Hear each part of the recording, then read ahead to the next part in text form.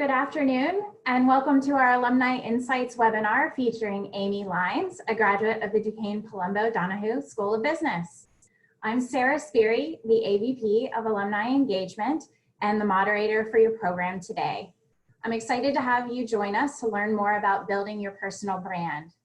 Before we jump into the introduction of our presenter, I'd like to take a moment to thank my colleague and alumna, Audrey Tierney, Associate Director of Alumni Engagement, for arranging for this program, and colleague Danielle Howard, Assistant Director of Alumni Engagement, for managing the technical aspects of this webinar.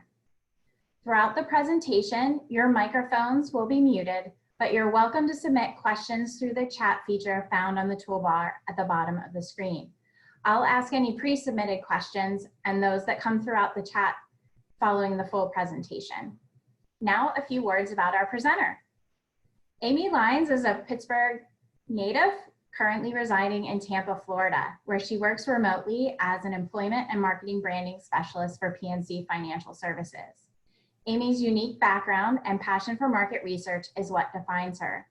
After gaining experience in sales, customer service, event planning, and recruitment, from notable organizations like the Pittsburgh Pirates, Pittsburgh Penguins, and the University of Pittsburgh, Amy found her niche with PNC in recruitment marketing. Amy is a graduate of Duquesne, where she obtained her Bachelors of Science in Business Administration.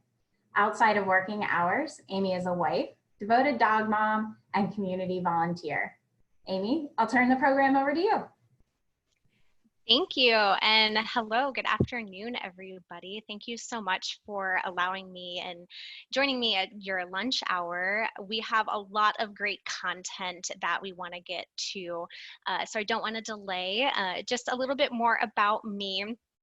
There is a lot of Pittsburgh in my bio, right? Pittsburgh Pirates, Pittsburgh Penguins, Pittsburgh native. I'm Pittsburgh born and bred. I currently live in Tampa, Florida, just north of the city. I've been here about almost 2 years, and it is hot. Currently hot right now, but I understand it's in the 90 degrees back in Pennsylvania as well. So I guess not too much difference. As they mentioned, I am a graduate, of course, of Duquesne University, go Dukes, where I studied marketing and sports marketing. Through my journey at Duquesne, I was fortunate enough to have some side gigs with the Pittsburgh with the Pittsburgh Penguins. And then after graduation, I joined the Pittsburgh Pirates. Following that, I moved into higher education, where I was with the University of Pittsburgh's Career Center for a number of years. I did recruitment coordinating, so making sure all of the planning of employers coming onto campus to meet and talk to students all came through my desk. And then I transitioned to the financial services industry, where I am today. When I joined the bank, I first started as a recruiter. I did that for 2 years, and I loved recruiting, but my real passion is branding and marketing and market research and market analysis. So where I am right now with the recruitment marketing team is where I am now today. And I've been there for a number of years in that role as well. So enough about me. I want to make sure that we go into what we're all here to talk about today, building your personal brand. So we're going to go on the next slide here. We're going to open up a poll. I'm going to have it on your screen here in a second. We're going to engage, but why is branding important? So hopefully this poll here pops up on your screen. Is branding important because it's a way to distinguish yourself? Does it create a memorable impression?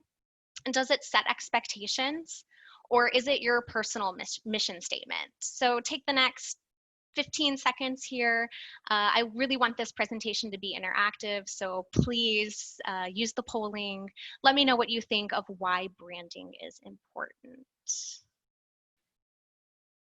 So I'm seeing a lot of great numbers come in, a lot of votes. Thank you. Rock the vote. All right, we'll give it another 5 seconds here. 5, 4, 3, 2, 1, last minute. Okay, we're gonna end the poll. This was actually a trick question. All of these aspects are important. Branding is a way to distinguish yourself. It does create a memorable impression. It does set the expectations, and it is your own personal mission statement. So a little bit of a trick question. Regardless of what you answered, you were right. On the next slide here, I have a quote from the founder and CEO of Amazon, Jeff Bezos. He says, "Branding is what people say about you when you are not in the room." Let's just pause and think about that for a second. That's a very powerful statement. It's what people say about you when you are not in the room. And I wanted to start the presentation here with that quote because we consume impressions every day. We hear things, we see things, we feel things, we touch things, we make opinions. Impressions are everywhere. Branding is everywhere, whether it's a product, a business, your personal brand. Whether we realize it or not, we are consuming that information and drawing conclusions and making our own opinions about that.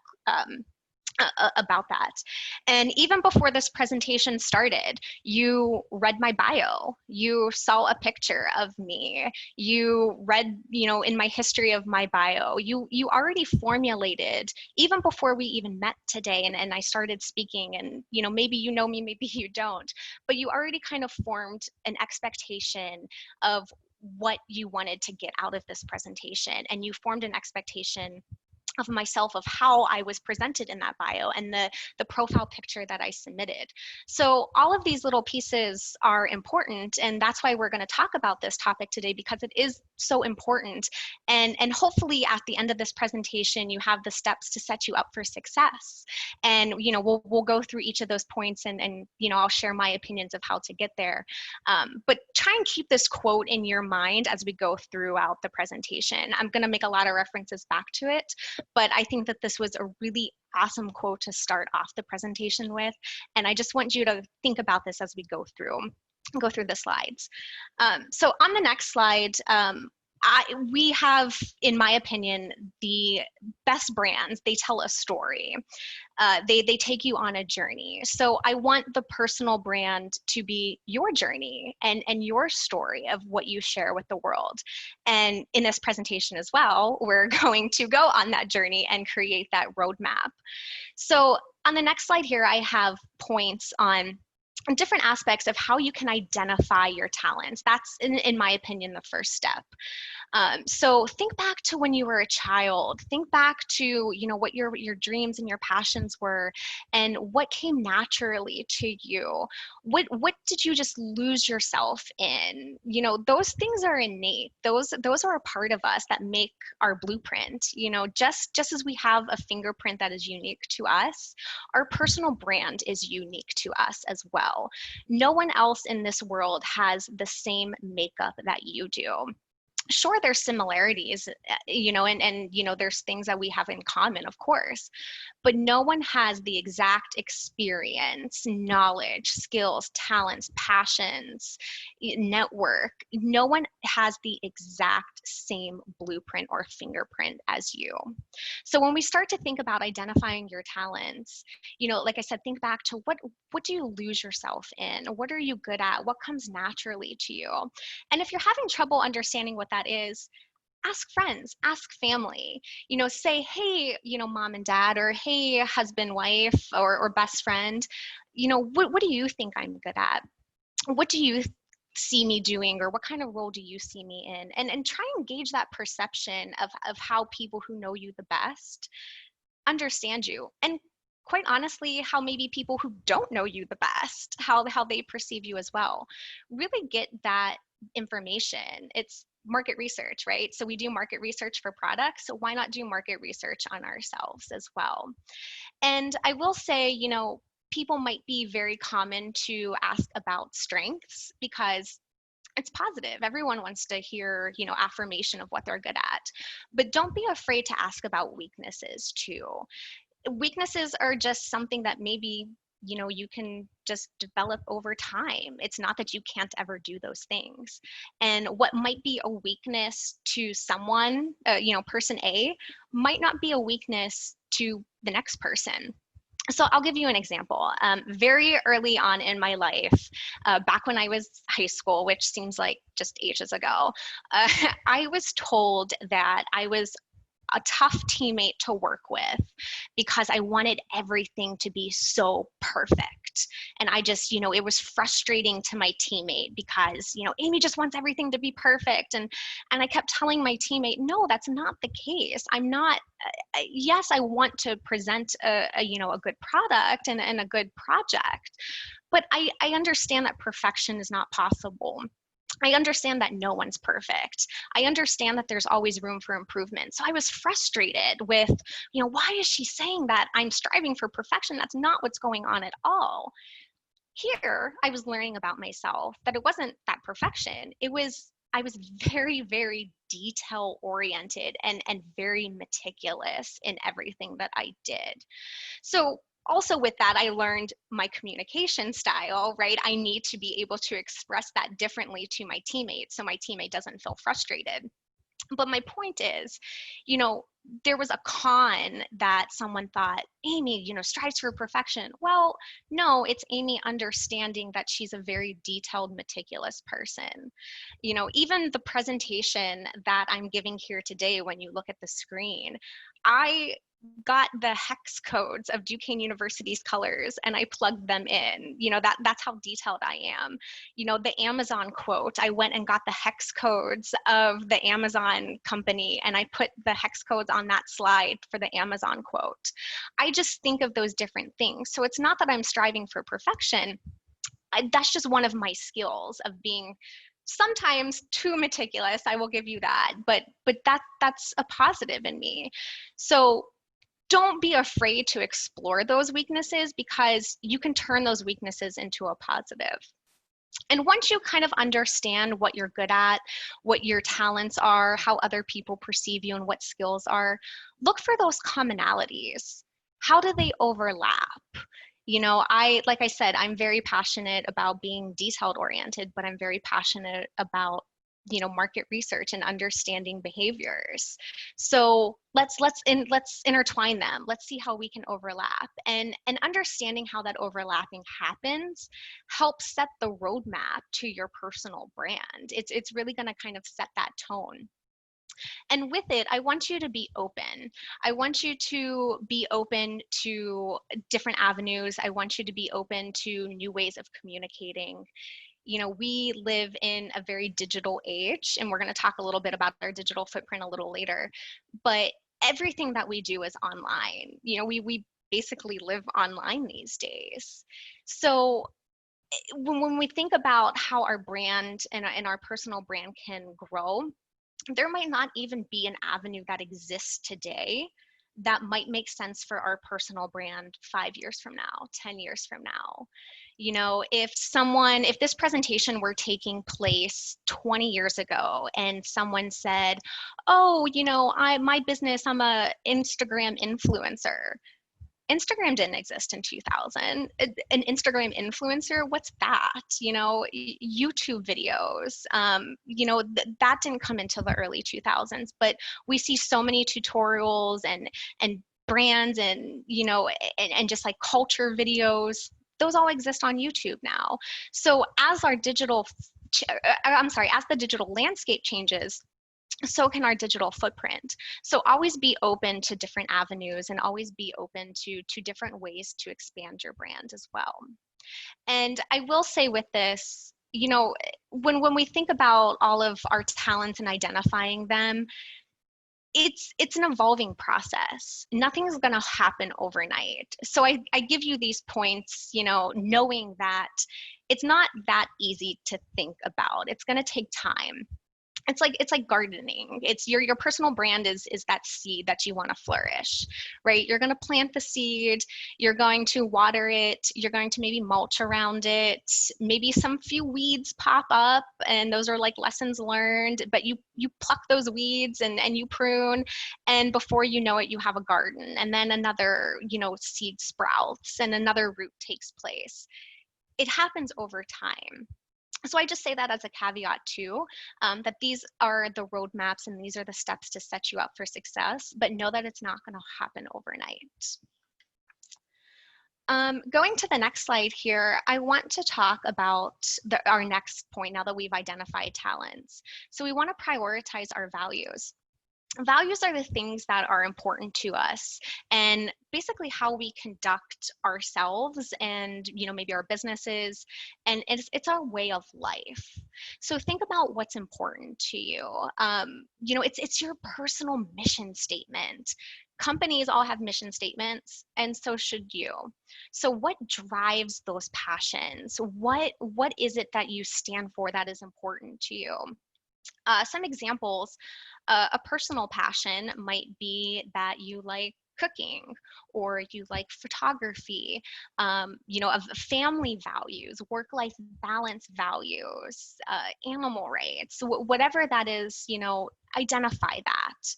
From a professional lens, maybe you're very passionate and dedicated to design and creativity. Maybe you are all about data and analytics and research, or maybe you like mentorship or coaching and collaboration. So think about what really drives your passions and what you can't live without, and intermixing those values with those talents, again looking for that overlap, is going to set you on the right path to building your personal brand.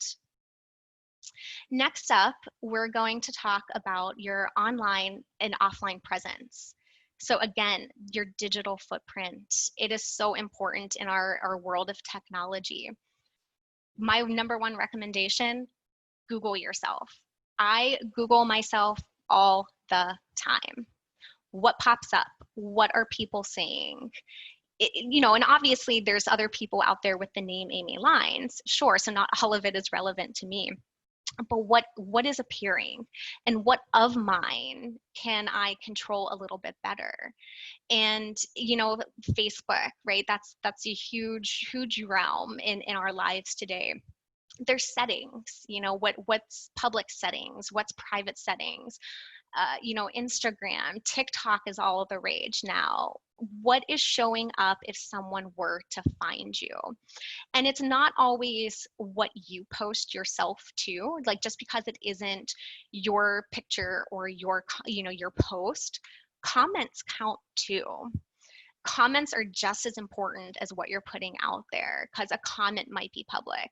Reddit is a popular thread with lots of comments. And it's not that, businesses or recruiters are necessarily scouring Reddit, beforehand to look you up. But I'm just using that as an example that your brand is everywhere. Even if you don't actually control the content that you're commenting on, you still control that comment, and it lives with you. The internet is not in pencil, it's in ink, and it lives forever. So we have to understand what we're presenting online and offline. And offline, we'll talk a little bit more about with our body language, but you have to understand how you show up. If you don't even understand how you show up now, how are you going to fix it? How are you going to build upon it? It's something that you need to understand. We're going to open it up now to another poll.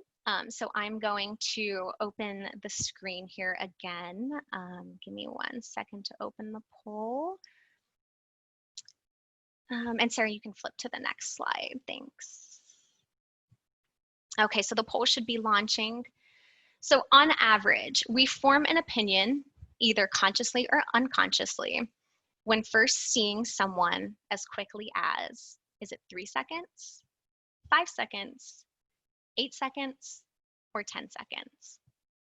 And I should caveat this with, it's not just seeing, maybe it's hearing, maybe it's feeling someone or something. But how quickly do we form that opinion? We're seeing a lot of votes come in. We're gonna give it about 5 more seconds. Okay, so everyone, majority rules here, it is 3 seconds. So think about how quickly 3 seconds is. It's not long at all. Sometimes that opinion is formed in a blink of an eye. Like, that's crazy, that's a nanoseconds. And we are forming these opinions every day. And this is another topic, and I don't want to go off topic here, but we all have an unconscious bias. And that's, where I say in the poll here, whether consciously or unconsciously, unconscious bias exists. It's real. Think about when you are changing the radio station, and you're flipping to find a song or a station that you like. It's quick. It's nope, don't like that song. Nope, next. Literally in a matter of a second or a nanosecond, maybe, or 3 seconds, I made a decision that I don't like that song. I don't want to hear that station. Netflix. I'm going to use Netflix as an example. There's always previews of the show or movie, and there's like that snippet of what to expect from that show or movie. Nope, don't like it. Next, move on. Nope, don't like it. Next, move on. Oh, what's this about? Oh, this preview looks nice. Oh, okay, I'll watch that. I'll give that a try. We make these decisions all the time. Product based, you walk down an aisle, why did you stop at that shirt? Why did you stop at those pair of shoes? No, I don't like that. It happens so quickly. So when it comes to your personal brand, the same thing is happening. Thinking back to my example of my bio and my picture, you formed an opinion. Again, granted, consciously or unconsciously, an opinion was formed. So when we think about all of these different avenues of, how you show up online and your first impressions, and, like I said, we're going to talk about nonverbal communication here in a second, those all play and those opinions form. And it's just like a review. It takes a ton of positive reviews for a restaurant. I'm going to use restaurant as an example. It takes a ton of positive reviews for a restaurant to build, to be like, oh, that's a great place. That's where I want to eat. But it takes one bad review for it to say, oh, nope, not eating there anymore, or one bad experience. It takes multiple good experiences for us to feel good about something, but one bad experience, that one bad opinion or something, it affects us. So we have to be conscious of those first impressions when thinking about our personal brand. Next slide, please. Thank you, sorry. Again, thinking about our digital footprint, we want to know how we appear, but we also want to maintain consistency. Because we live in such a digital age and there's so many platforms for us to get our personal brand out there, we want to make sure we remain consistent, because at the end of the day, our roadmap is called Authentically You. You can't be two people. I don't believe in splitting your personal life with your online brand and your personal brand. Sure, there's nuances of from 9 to 5 I'm dressed professionally, right? I'm thinking a certain way because I'm involved in work and project, and then I come home and yes, I flip on a hoodie. That doesn't mean I'm sitting around in professional clothes all day. But who I am as a core, as a person, doesn't change just because it's after 5 p.m. now. If you're a product or you're a business, you can't have an Instagram post of one thing, and then you develop a podcast that is totally contradictory of that yesterday's Instagram post. You have to maintain consistency. And in my opinion, the only way you can maintain consistency is just being yourself, being authentic, being honest, and understanding who you are and where you want to be. And that consistency is going to drive your personal brand. You also want to stay respectful. So again, going back into, comments count. Everything that you do, your collaboration, your comments, the way you present yourself, that counts too. You have to be respectful in business and in relationships, and in managing relationships. I truly believe that, with more bees, what's the saying? You attract more bees with honey, right? I think is the saying. I believe that wholeheartedly. So when you think about your digital footprint and how you show up, are you true to your brand? if what you are saying in that comment, or if what you are saying with your body language through a webcam doesn't match your actions and you're not consistent, you're just totally deflating the brand that you're trying to build. Your actions have to match your words, whether it be through print or nonverbal communication. We're actually going to get into nonverbal communication here right now. So poll number 3, I'm going to open the poll here in a second. Launching it now. What percentage of communication is nonverbal? Is it 51%, 75%, 86%, and 93%? So go ahead and yes, I love the votes coming in. I hope you guys are enjoying these polls. I love it. A few more seconds here. We see a lot of votes coming in. We'll give it 5, 4, 3, 2, 1, last call. And okay, it is 93% is nonverbal communication. And there's been a lot of studies with this, and this number is, I'm sure a lot of theorists can kind of call my bluff here on this number, but generally speaking, 93% of communication is nonverbal. It's 55% your body language and 38% your tone of voice, making up the 93. So on the next slide here, we're going to go into the different types of nonverbal communication that all play a part into your brand. So I'm going to start here at the top of the personal appearance, and I'm going to actually work myself counterclockwise. So your personal experience, not personal experience, personal appearance, that is part of everything here of this communication is part of your brand. How you're appearing. I have a presentation that I'm giving today. I put on a nice scoop neck shirt. I, combed my hair. I'm making sure that I'm smiling, and that all plays a part. Whether you are going on an interview, you dress professionally. If you're going on a date, you want to look your best. Personal appearance helps set that tone. Then we have kinesics.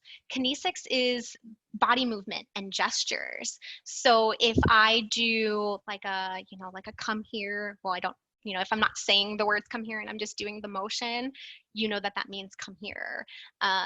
Or if I'm doing like a hurry up, like the hand gesture here, that's body movement. When I was younger in grade school, I always got yelled at from the teacher. I always got the turn around. Stop talking, turn around. In this example, we see that he's frazzled. He's, foiling papers. He's looking for things. So we can sense that he's overwhelmed. We can sense that he's stressed. Kinesics, movements and gestures. Then we have the physical environment.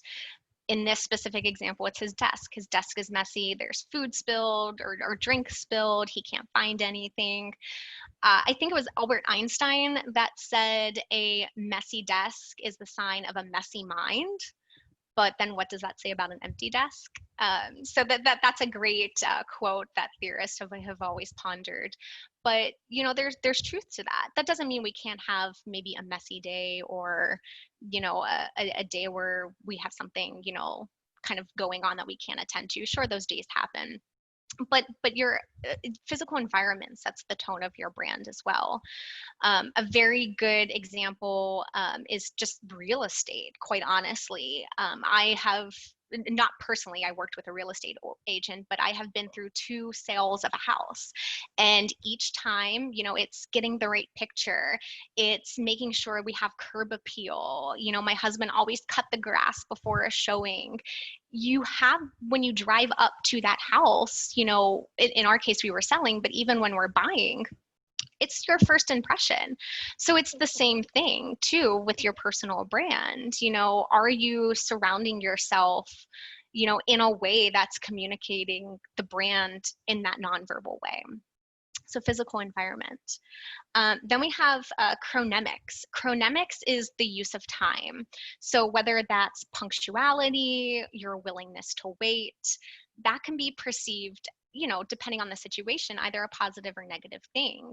If you are late to a meeting, that person might think, oh, she doesn't value my time. Why, like, I'm here, why can't she be here? Or the willingness to wait is, maybe that person isn't flexible, maybe that person isn't adaptable, they're not willing to wait. Are you in an interview, like, looking at your time, giving the notion that you have somewhere else to be? All of that plays a part. I once had someone tell me that if you're early, you're on time. If you're on time, you're late. And if you're late, don't bother showing up. Although I agree with the first two sentiments, I don't fully agree with the last sentiment. If you're late, don't bother showing up. My caveat to that is, if you're late, apologize, own it, say that you made a mistake, own your mistake, apologize, and then don't let it happen again. But punctuality and the timeliness of everything, that is part of nonverbal communication. Then we go into the vocals. The vocals are your tone, your pitch, your inflections, your volume. When you're angry, you tend to speak a little bit louder. If I'm telling you a secret and I don't want anyone else to hear, your voice falls a little bit softer. This presentation, I'm speaking with inflections to convey points and to convey importance.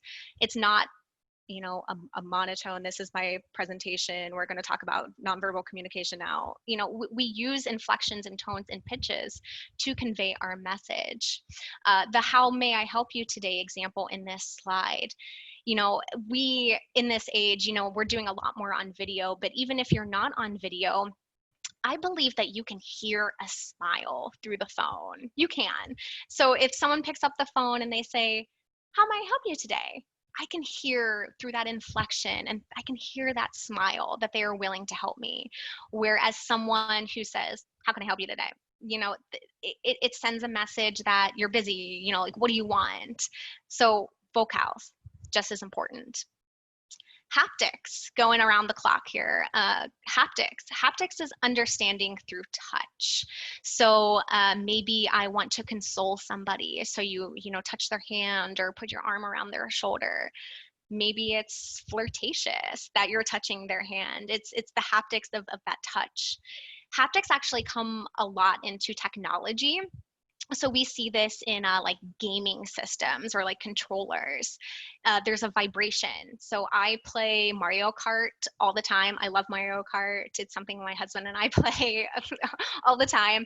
But anytime you get hit with a red shell, like, there's a vibration in the controller. That's haptics. It's technology, yes, but it's haptics. There's a vibration there. We also might see this in like navigation systems, where, if you're pressing in an address, you hear you have the audio sound, like the beep, beep, beep, but you also have maybe a vibration on your touch screen that's acknowledging the input of, whatever address or whatever you're submitting into the system. Haptics, touch. Lastly, we have proxemics. Proxemics is the amount of space. So again, in this example, maybe it's, if you want to be, well, not saying that they're flirty in this example, but maybe if, flirtatious, you want to lean in a little bit more. If you're standoffish, you tend to go back a little bit. Especially like in like the dating realm, if you're sitting across from someone at the table and you're engaging, it doesn't even have to be dinner or dating, it can be just dinner conversation. If you lean in a little bit more, it shows that you're interested, like, yes, tell me more. So proxemics, the amount of space. So why is this all important? Why am I talking to you about nonverbal communication? Because yes, it's part of your brand. Going back to the idea of your actions have to match your words, and the remaining being consistent throughout, this is why it's important. You have to believe what you're saying, and those nonverbal cues are a way to elevate what you're saying, and it has to match. So if I'm sitting here giving a speech and my arms are crossed, or I'm sitting here like with my hand on my chin, that doesn't look too engaging. It doesn't show that I'm excited to be here. If I'm interviewing and you are sitting in the lobby and going back to the timing, you know, are you looking at your watch, like rolling your eyes, rolling your neck, like, oh God, like, oh, I got somewhere else better to be. That's going to send a bad message. A networking event, you know, is a great example too. Maybe you're talking to someone and you're standoffish. You know, maybe you're not engaging. Maybe you're sitting down and not working the room. This is why nonverbal communication is important in your branding, because it goes back to the consistency and it goes back to your actions needing to match your words and your mission statement and your values.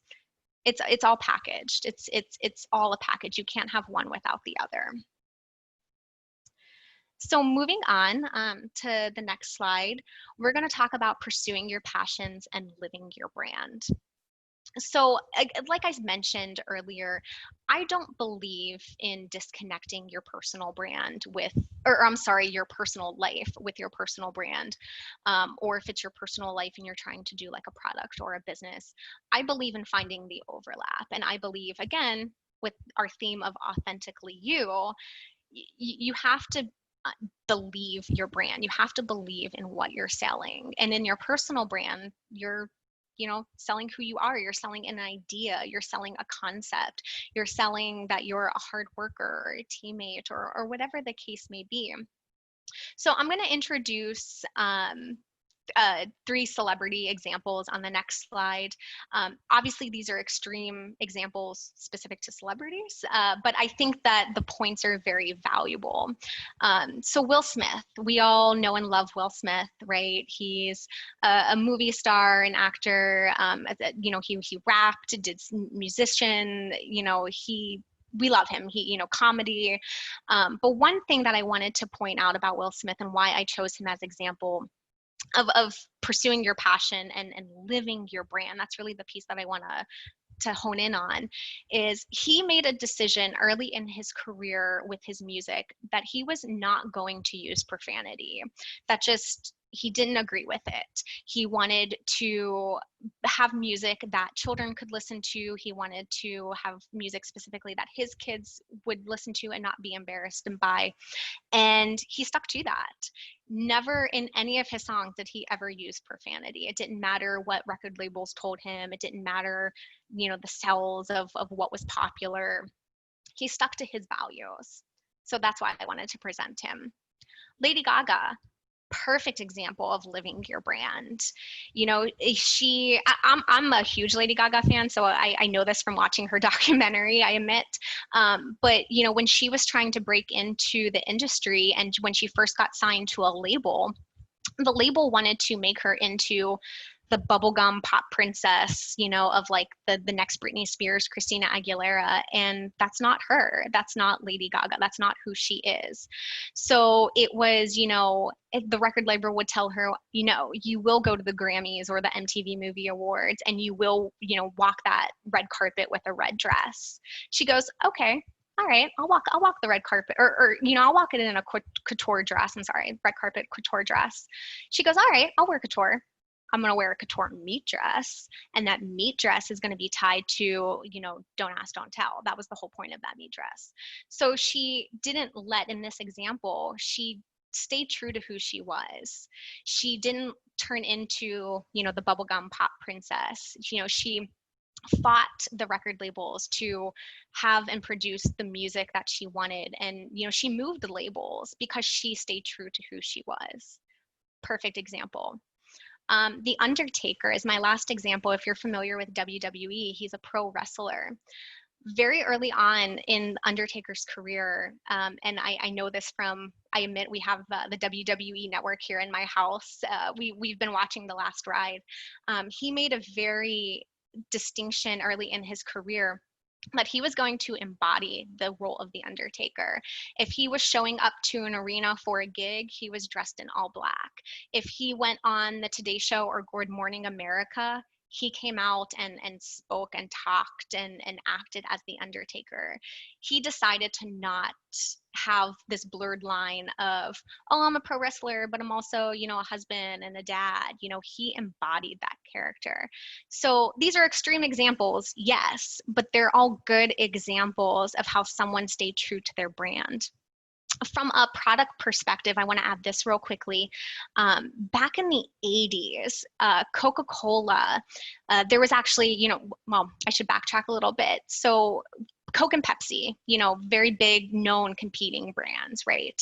So Pepsi did an advertisement where, or they did a marketing campaign where they did a blind taste test of, you can taste the difference between, you know, Pepsi and Coke. And Coke at the time, their answer to that ad campaign was, oh my God, we changed the formula and we're going to come out with something new. And back in the 80s, they introduced New Coke. And it was a changed recipe. It was a changed formula. And it tanked. It failed. It was a bad experiment because they didn't stay true to their brand. The reason people love Coke is because of the taste, is because of the formula. And they responded to a competitor by changing their formula.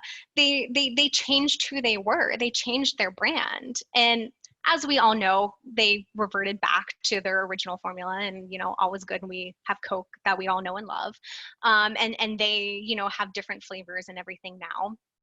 But at that time, they completely changed their recipe. They didn't stay true to their values. So that's a product example. Going to the next slide here. So I want to be cognizant of time, so I apologize if I'm going through this a little bit speedy here at the end, because I want to leave a lot of time for conversation.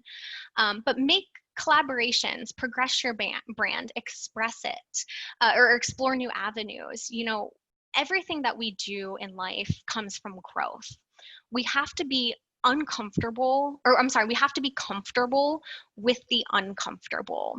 And we don't get there and we don't expand our brands without that growth, without that collaboration, without exploring and being open to new ideas and new avenues and new platforms. We have to build our network. We have to think of different perspectives. We have to include different ideas, or you know, understanding our audience. You know, what is, you know, from a business standpoint, what's our audience want? How do they want to consume? You know, what do they want to hear from us? And when you think of a personal brand, it's the same thing. What does someone want to know from me? How are we supposed to, you know, collaborate in a way that I can still portray who I am, but then also kind of share and expand my repertoire? So I'll give, you know, myself as an example today. I love presentations. I love public speaking. I've never been shy to it. And I love giving back. I love being able to support the next generation. So this opportunity right here today, Duquesne asking for alumni and, you know, what insights would you like to share? It was an awesome combination. This is where it overlapped. It was presentation, public speaking, giving back, and I'm presenting on a topic that I'm passionate about. Like, it was a perfect example. So I'm going to talk about two more celebrities that I believe also did this very well. We have, you can go to the next slide, sorry. Two celebrities that I think did this very well. Jennifer Lopez.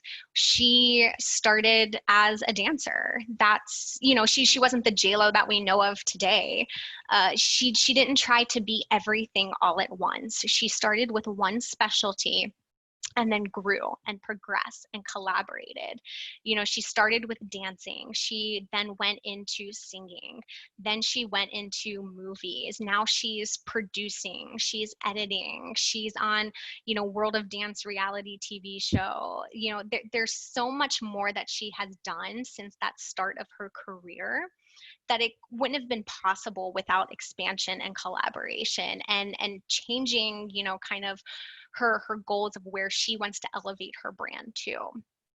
Tyra Banks is another perfect example, in my opinion. I'm a big Tyra Banks fan. I think she does branding just so on point.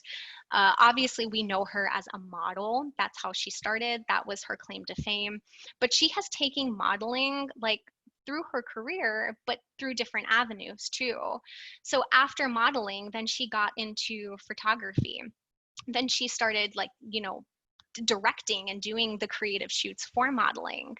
Then she had a talk show. She did acting. She was in movies. She was in film. She's written a book. She did America's Next Top Model reality TV show. Her latest venture, I don't want to say amusement park. It's like an experience, but she's creating this model land in California. That's an experience and an again, I use amusement park lightly, but that's her latest venture. And I don't believe, obviously I don't know these women personally, but I don't believe that when she thought about her career, back in 1992 or 1990 or whatever, where it would be today. And again, it wasn't through growth. It wasn't possible throughout growth and collaboration and seeing what other avenues of being open to explore and expand her brand. And finally, my last point here is you want to leave a legacy in our roadmap here. And leaving a legacy, again, we're not all going to be Jennifer Lopez's, we're not all going to be Tyra Banks, but we still can leave a legacy even though we're not in the public eye. Your brand, as I mentioned, follows you everywhere, and it stays. Going back, thinking about that quote, it stays with someone or something when you're not in the room. So you want to make sure that everything you do, every decision that you make is in line with your brand. And I believe teaching the next generation is a really awesome way to do that, because it helps, take the knowledge of what you had and expands it to the next leaders, the next change makers. And I think that's so important, because we wouldn't, be here today with all of the things that we know without previous discoverers and idealists. And it's very important that we share those things with the next generation. But I think it also goes back to just being you and being authentic and being honest with yourself of how you want to be when you're not in the room. One piece of advice that I got specific to a job and like interviewing and work, my personal brand from a working standpoint. One piece of advice that I got that really has stuck with me is, you have a job description, right? That, you're hired into, and there's bullet points of that job description. Anyone can do that job description. Sure, there's skills and levels of competency that you need to do the job, but there's a ton of people out there that can do those bullets of that job description. That's not specific to you. What makes you specific in the workplace, and this is the advice that I received, what are you doing beyond those bullets, beyond that job description, that makes you unique, that makes you memorable, that makes you like, wow, Amy did such a good job at that. It doesn't matter that we're not, on TV or in movies or on the radio. I like to think that my first job I ever had, I gave an impression, hopefully a positive one, I believe. But, even as something as simple as, a job early on in my career, what did I do beyond those bullets that made it specific to me and unique? And that's my brand, right? That's the legacy that I left. I'm still building my legacy. I'm still, evolving and growing and adapting and collaborating. But everything that I have done from those lessons or from those experiences, I have also left behind my brand. So when you go through life and when you go through these different, ventures, be consistent with your messaging, be authentic, and just make sure that you remain consistent throughout your messaging. And quite honestly, you can't go wrong. Everyone's brand is going to be different, as we all know, but and everyone's brand is going to take on a faster or slower journey at times, but you are in control. That is the best and most beautiful thing about a personal brand. So I will open it up here for questions. I talked a lot. I am so sorry. But, I'm very passionate about this topic. So I hope that resonated and that came through. I have on the last slide here, if you would like to connect with me on LinkedIn, I'm happy to do so. Feel free to connect with me. But I definitely want to leave these last 10 minutes to have a conversation and open it up to questions. Thanks, Amy. I think a lot of your presentation covered a lot of the pre-submitted questions, so which is awesome. Nothing to worry about there. But I thought I would start with a question that you kind of alluded to the answer and definitely touched upon a bit. But what was this is a question from Kurt. What was the #1 mistake you see in personal branding in your experience? Hi, Kurt. That's a great question. Personally, I think it goes back to consistency. Because we have a lot of digital avenues these days, like I mentioned, you can't have, I'm just using Instagram as a, example. You can't post something on Instagram and then if you have a blog or a podcast or whatever it is, you can't have something that's contradictory, because then that goes to the non-authentic you. Well, which is it? Are you in line with this Instagram post, or are you in line with this blog or podcast or whatever the form may be? So having that consistency is key. And I believe that when that inconsistency happens, then it's kind of not reputable from a brand perspective, whether it be personal or product or a business. It kind of leaves the consumer thinking, well, which is it? I can't trust you. You're not being real with me. People value honesty. People value authenticity. And if we don't remain consistent with that message, it leaves our, whether it's friends, families, consumers, patrons, it leaves them in question. And I think, that's really kind of a hang up that I see. I hope that answers your question, Kurt. Thanks for addressing it. Kind of related to that, this is a question from Melissa asking if you think it's critical to maintain presence on all or most social media platforms, or do you think it's okay to choose only a few? Okay to choose only a few. Personally, I'm not on Twitter. I'm not on TikTok. I don't have a blog or anything like that. I don't have a website or anything like that. So I don't think that you need to do everything. I think you need to understand, like, what is the message you want to convey and how do you want to convey it, and what are the platforms that make the most sense. So if you are, a product, you want to know your audience, right? You can't, there tends to be a younger generation on TikTok, but there's an older generation on Facebook. So if you're marketing to a younger generation, it's going to fall a little bit flat on Facebook, where you're going to be better served towards Snapchat or Instagram or TikTok. Podcasts are more popular, in my opinion. Right now, people are consuming, through the audio versus a blog. That doesn't mean a blog is dead. It's just, maybe that's not the right platform for the message that you want to get across. So I think you really just have to understand, what is best for you. And what makes sense to your brand and your vision.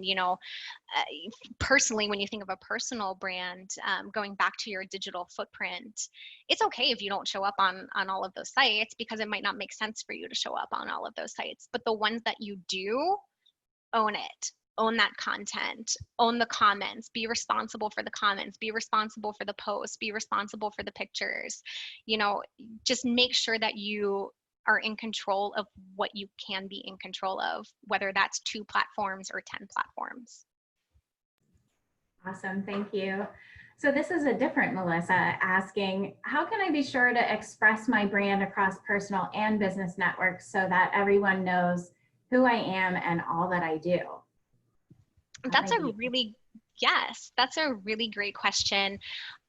I can only speak to my experience. My experience, one way that I do that is through volunteer work, and maybe not necessarily volunteer work just alone, but it's also through ways of, my network. So maybe it's Duquesne University Alumni Insights, and I'm presenting here today, and I saw an opportunity to, overlap my brands of what I love and what I want to share and give back to. But I said volunteering first because that's a really great thing to really kind of show who you are as a person outside of that 9 to 5 hour. So for instance, I have a greyhound. I adopted him. He's on the screen. He's beautiful. I love him. He's my whole world. And I volunteer. I'll be honest, not so much right now because a lot of the volunteer work was in person, and obviously with COVID and then just physically being in Tampa versus Pittsburgh. But I try to do where I can. Volunteer work, was a great way for me to give back to a community that I'm appreciative of. That I'm appreciative of tongue twister there, and also something that I'm passionate about. My greyhound is part of my life, and I believe in animal rights, and I believe in ending greyhound racing and giving these greyhounds a home. And I'm able to do that through that volunteer work. But then it's also something, if you go to my LinkedIn profile, I have my volunteer experience on my LinkedIn profile that I do that. So it shows my passion, and it shows how I kind of intertwine those two things. But if you go onto a professional platform like LinkedIn, you're going to see that. Or I might talk about that in an interview. I might say, oh, I helped 2 years ago, I helped run a, XYZ fundraiser for my Going Home Greyhound organization. So it shows the skills of planning, right? It shows the skills of like project management, but it also shows something that I'm passionate about. So that's why I think volunteerism is a really great avenue, or just like mentoring or coaching. I'm a part of a mentorship program at my employer, and I absolutely love doing that. I love, again, giving back. I love, being able to give back on this presentation. So maybe it's, mentoring or coaching, or something like that.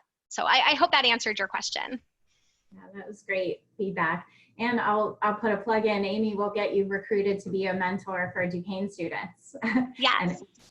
Which ties into our next question, which is from one of your faculty, Audrey Gusky.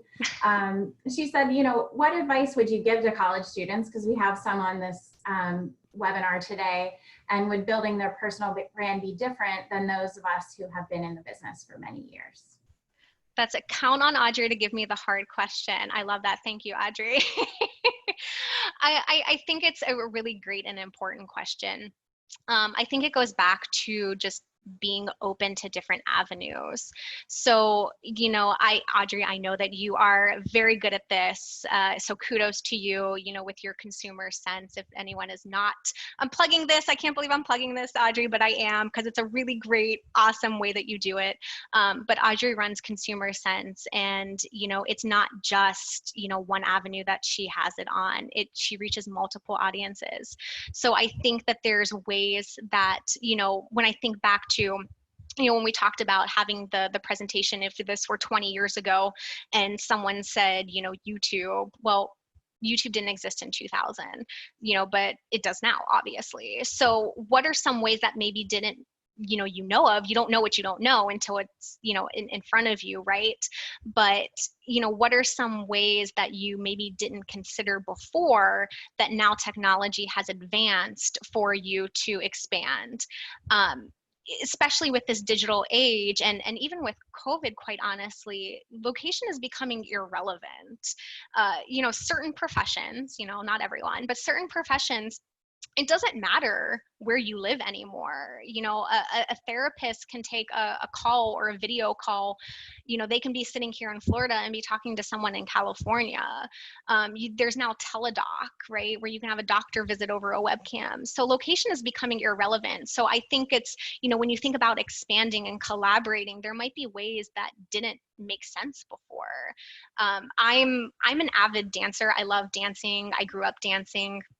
And dancing was always something that, I went to a studio to do. I went to class. There was a brick and mortar location. during COVID, I've been taking dance classes online from New York choreographers, LA choreographers, people I've never interacted to, and I didn't have to go to that building. So it's, again, thinking digitally and thinking about different ways that maybe didn't make sense 5 years ago, maybe makes sense now. So being open to that change. Great.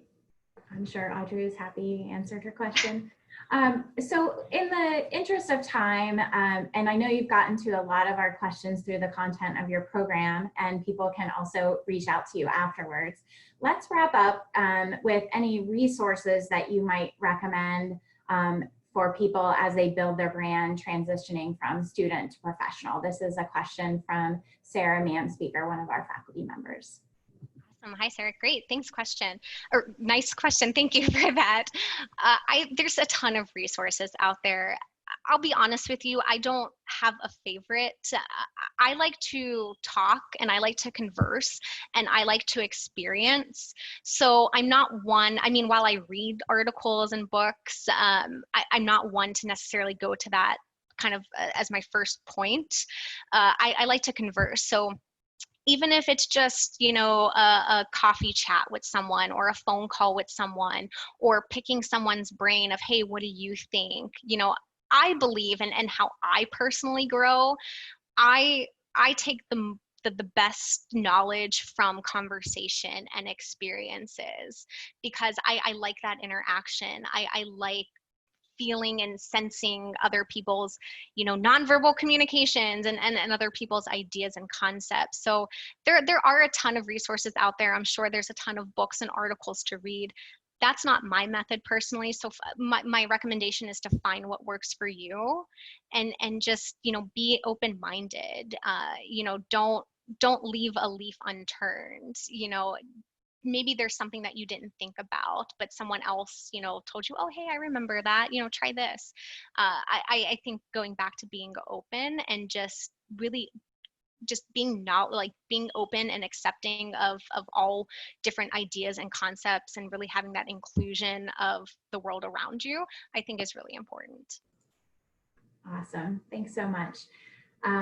So thanks for your great presentation today, Amy, and for answering as many questions as we could within our allotted hour. If you didn't have your questions answered, feel free to reach out to Amy through LinkedIn or reach out to our office and we'll get you in touch with Amy.